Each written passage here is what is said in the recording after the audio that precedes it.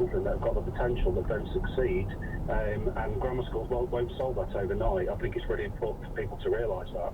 I agree. Tim from Mansfield, thank you very much indeed. Lots of people not agreeing with Tim from Mansfield, or even me. Tracy in Dartford. Hello, good afternoon. Welcome to the programme. Hello, hi. Thank you so much to have me on. No, welcome. It's been very interesting actually, because I don't think grammar school is the answer. But I think it's beneficial if we look at it on a one-to-one or individual basis. To take my story, for example, I came from a very underprivileged background.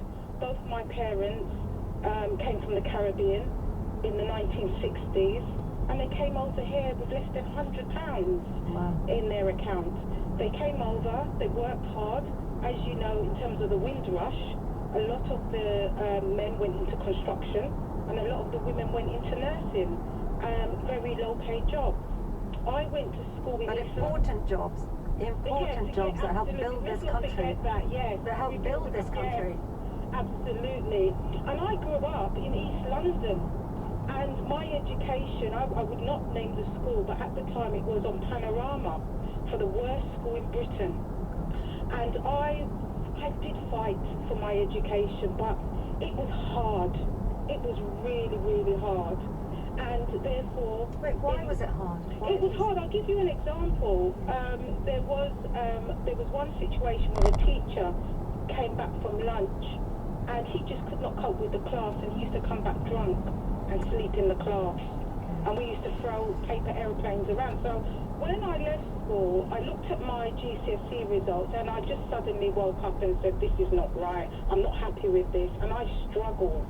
But I made it to postgraduate level through educating myself. So when I had my first daughter, I was living in East London, and at the time, there were good and bad schools. I couldn't get my daughter into a good school at the time. My daughter's 18 now, but I couldn't get her into a good school in East London.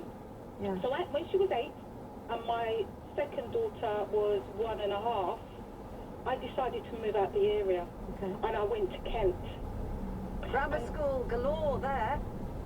Yeah, exactly. So I was naive coming up to... Listen, Tracy, the music's going to start. I'm going to have to end this call. You've got 15 seconds. Right, so my first daughter didn't get into grammar school. Yep. My second daughter did. She got 99% in the schools based on her being very competent. And grammar schools was the right decision for her.